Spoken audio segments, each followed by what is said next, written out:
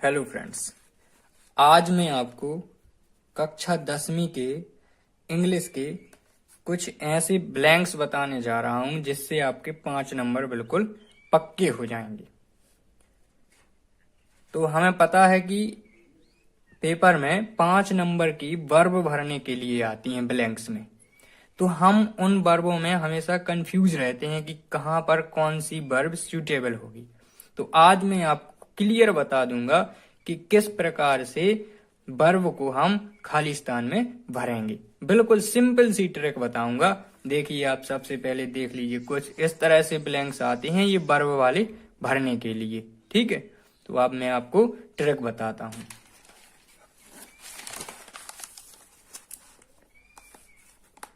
देखिए,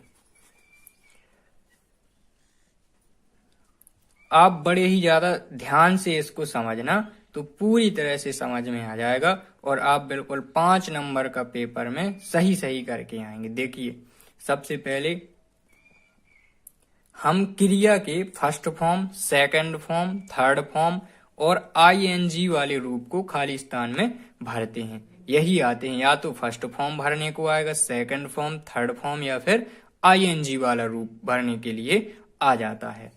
देखिए, तो पहला रूल है इसका। सबसे पहले यदि ब्लैंक्स के पहले, ठीक है, यानी खाली स्थान जो लिखा हुआ है उससे पहले is, am, are, was, were, will be, shall be, has been, have been, had been या फिर विल हैव बीन और शैल हैव बीन आता है, तब आईएनजी लगेगा। यानी जो खाली स्थान होगा उसमें कौन सी फॉर्म आ जाएगी? आईएनजी वाली। जैसे इसमें मैंने एक उदाहरण लिया है, राम वॉज ब्लैंक्स यानी खाली स्थान टू भोपाल भोपाल। तो इसमें दिया गया है गो, वेंट, गोइंग, ये 3 ऑप्शन दिए गए हैं। इनमें से हमें इसमें भरना पड़ता है। तो मैंने बता दिया था कि यदि एज, एम, ये सब इनमें से कुछ भी आता है और उसके बाद खाली स्थान लिखा है तो बिल्कुल बिना सोचे हमें भर देना है आईएनजी वाला रूप क्रिया का। ठीक है, पहला रूल समझ में आ गया होगा। देखिए दूसरा वाला, ये सेकंड रूल मैंने बनाया है। यदि कभी भी क्रिया किसी ब्लैंक्स के शुरू में भरने को कही जाए, ठीक है, यदि कभी भी क्रिया को किसी ब्लैंक्स के शुरू में भरने के लिए कहा जाए, मतलब सबसे स्टार्टिंग में ही ब्लैंक्स बना हो, उसके बाद हमारा वाक्य लिखा हो, तब क्रिया के साथ आईएनजी जरूर लगाएंगे हम। जैसे मैंने यहाँ एक एग्जाम्पल लिया है, खाली स्थान the snake he was afraid.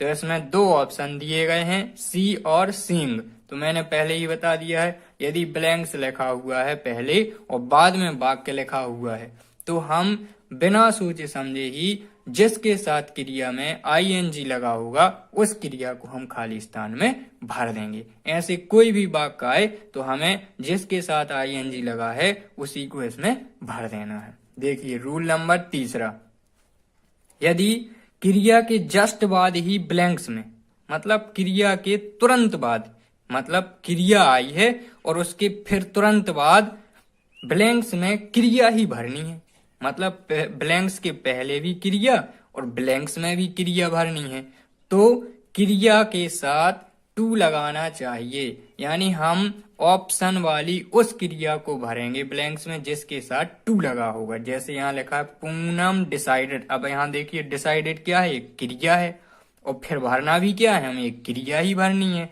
तो बीच में इसके क्या होना चाहिए? टू होना चाहिए। तो Poonam decided to go alone, यानी हम गोइंग को नहीं भरेंगे, टू गो को भरेंगे। यानी खाली स्थान के पहले यदि क्रिया ही लिखी है और क्रिया ही भरनी है तो हम उस क्रिया को भरेंगे जिसके साथ टू लगा होगा। ठीक है, आगे देखिए ये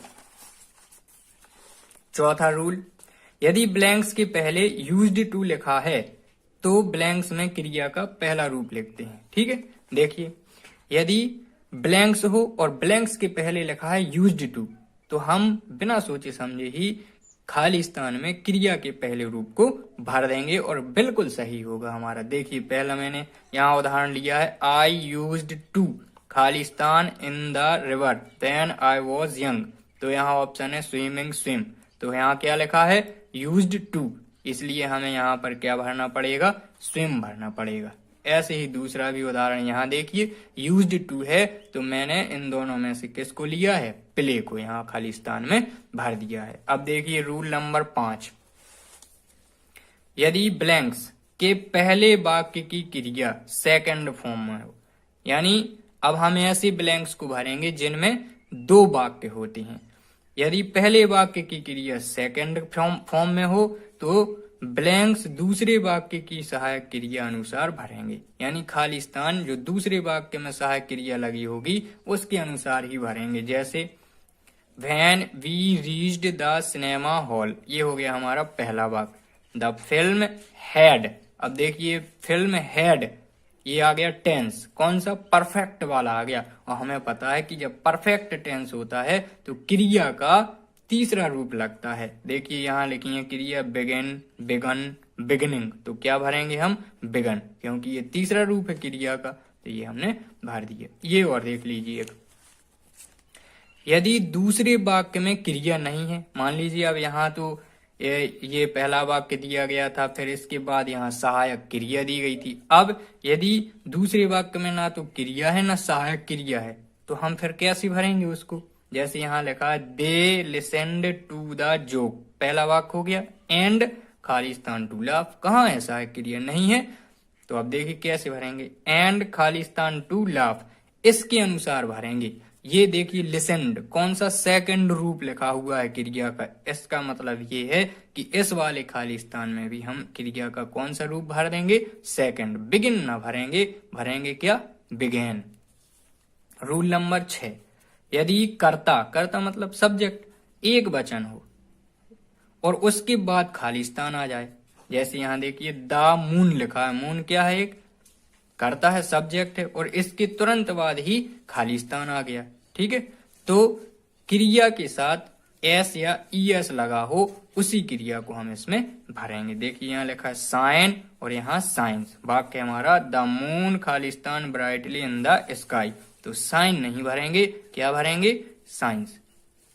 आपको अच्छे से समझ में आ गया होगा। आप सभी वीडियो को अच्छे से देखते जाइएगा, तो आपसे सभी जितने भी ये ब्लैंक्स आएंगे और जो भी मैं आगे बताऊंगा सभी समझ में आता जाएगा। वीडियो को ज्यादा से ज्यादा शेयर कीजिए, लाइक कीजिए, कमेंट भी करके बता सकते हैं मुझे कि आपको वीडियो कैसी लगी है। चैनल को सब्सक्राइब जरूर करते जाइएगा। धन्यवाद।